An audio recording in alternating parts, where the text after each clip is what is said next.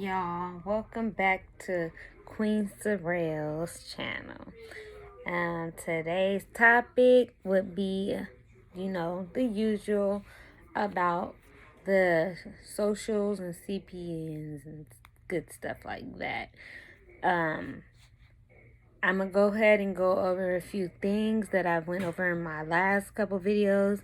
But I may try to go into a little bit more detail because people keep asking me the same question. Yes, before I get into anything, go ahead and like and subscribe to my channel. As y'all can see, it's been a while since I posted because been going through a lot. I was pregnant all them times and I had my baby. So if y'all see me looking off during this video, it's because my baby is right here and I'm trying to keep her quiet because she woke and I just took her a bath. But in the middle of the video, I'm going to be talking about, the payment process and all of that other stuff. And the questions, how I'm dealing with the questions. Okay, so the first thing I want to, discuss is what you need to know about establishing your social and CPN. Well, as you can tell, if you already know, socials and CPN stay in the same category. It's just people use CPNs to mask out their social, so they don't have to use their social anymore. What you need to know about establishing it is the first key things that you guys keep asking me is basically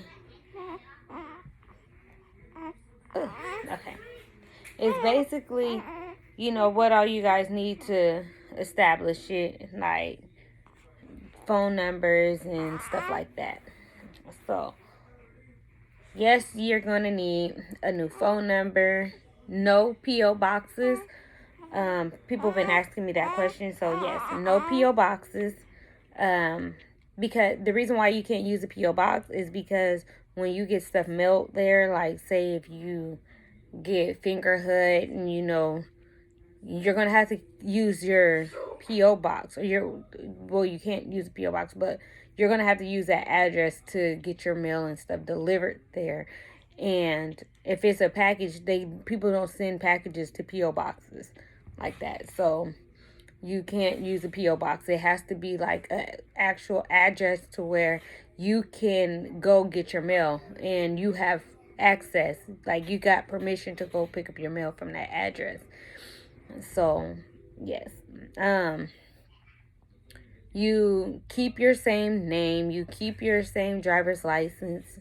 The only thing you need to change with your CPN, it would be your email, a phone number. Now with your phone number, you can always get a text-free number.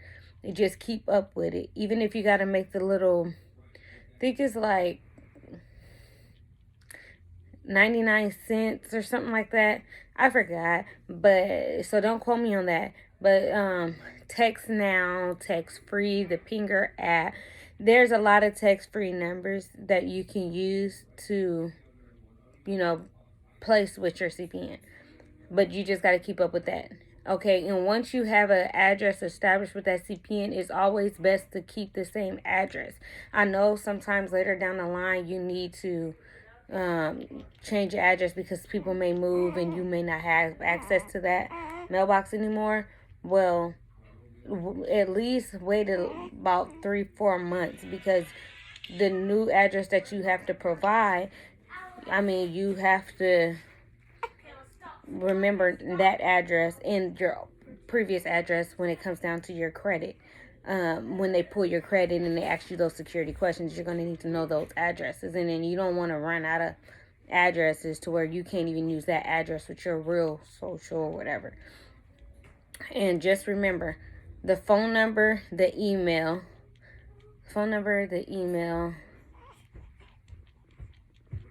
and your address cannot be linked to your same your social in any way. Like if you ever used it with your social, say if you ever got mail going to your auntie house, you cannot use your auntie address for your CPN. You can't. So, yeah. Email, you can use Yahoo, Gmail. I don't know who uses Yahoo anymore, but I mean, you can use Yahoo, Gmail, iCloud, all of that good stuff. Just make sure you remember your password and all of that. When you make your email, do not list your actual email address as a security backup for that account. Also, let's see. How to establish your CPN. Okay, this is a big question that a lot of people just keep asking me, and it's the same thing as your social. You're doing the same thing as your social. When you get a CPN, so basically, and then this goes key into why there's scams out there. So pay attention to both of these issues. And not issues, but both of these scenarios and all of this other stuff. Because people keep asking me the same question. Who do you know to do the CPNs and that has credit on them already? And I didn't answer this question so many times. It is not possible for a CPN to have credit on it when you very first get it. Because if it does, that's either somebody dead social, and what happened was they knew that social, and then after that person died, they still went and added a trade line to that social because it's already in somebody's name, so they added a trade line to it, and they just stopped running the credit to where when they give you the CPN, they'll just go ahead and start building it in your name. But what happens to that is when people pull your credit, they can see if the person is deceased, because Social Security has to, like Social Security, Experian, Equifax, and TransUnion, they have to, place it under that person once it's already somebody, and once somebody dies, it's already submitted to the credit bureaus. So when you do your applications and they pull it, then that's when you're going to get big questions like, how is this yours? Or, you need to verify this because it's under somebody dead. There's no way possible that you can establish it like that. That's identity theft. So be careful about that. Here's my little baby, Miss Amaya.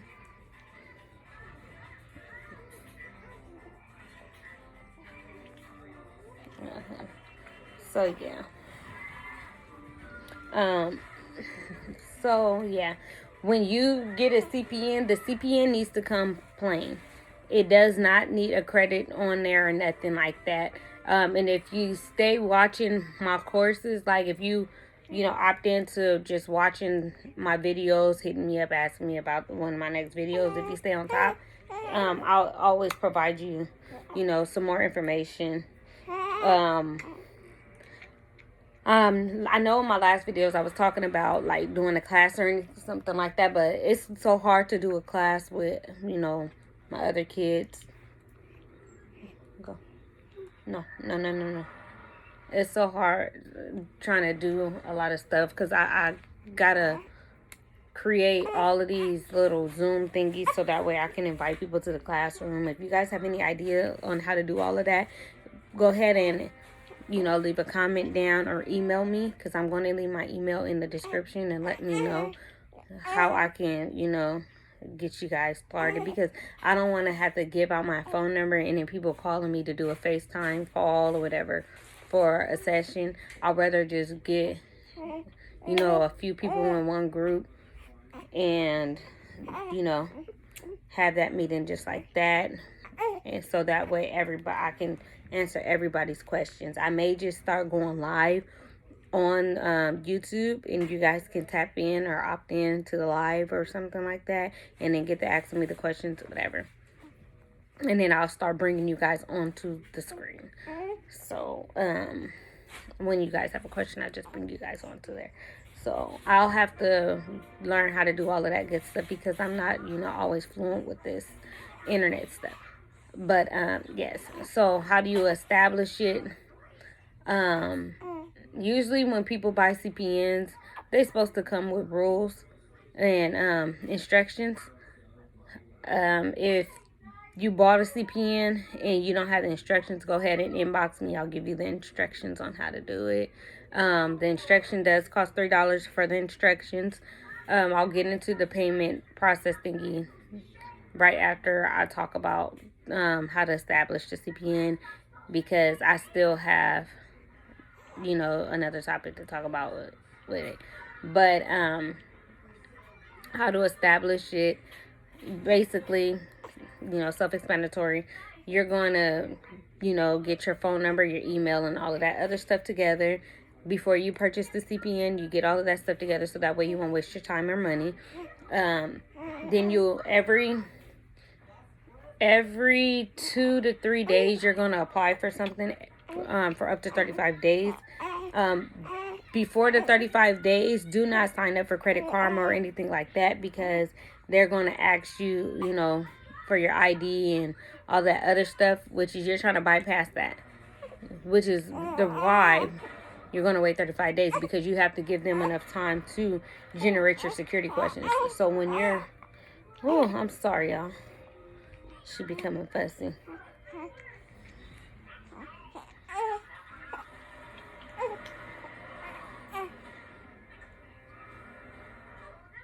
So when, I forgot what I was saying. Okay, so you're going to have to generate those security questions. So that's why it's best applying apply for 2 things every 2 to 3 days. I'm not looking at my instructions right now because, I'm tied up.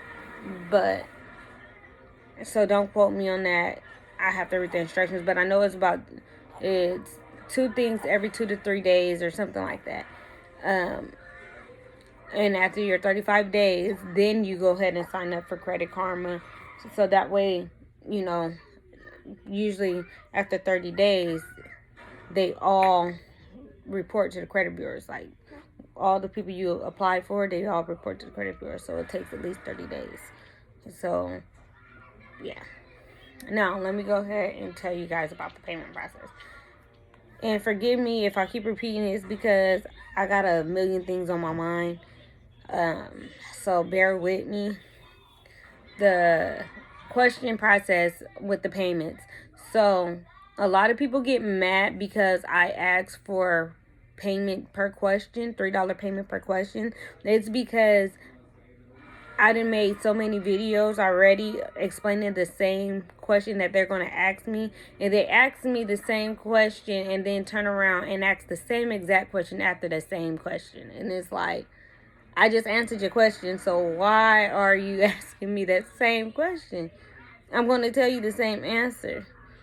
So, yes, I charge $3 per question that I have already answered on YouTube. So if you came to my video and you just looked through the description and you like, oh, well, I'm going to just email her instead of watching the video, that's going to cause me to repeat myself. So with that being said, yes, I'm going to charge you, the $3 if you ask me a question that I already explained. It's best that you watch the video, take notes, and, go from there. If you have any other questions outside of what, I've answered on YouTube, then I won't charge you. But if it is something that I then explain countless times, yes, I'm going to charge you. So let me go ahead and break this up again. There is a $3 charge, $3 per question, to my Cash App.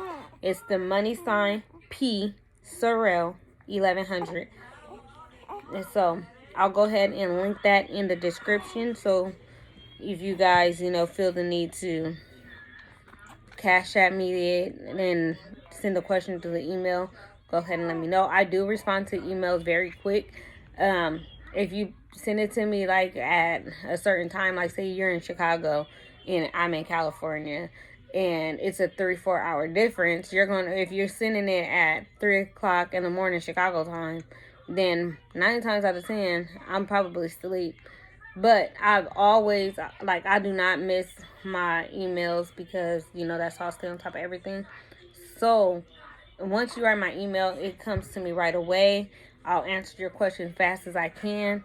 You can even ask the comments in the ask the people in the comments on my other video, how fast do I respond, and am I a legit person? Yes, I'm legit. All my business is legit.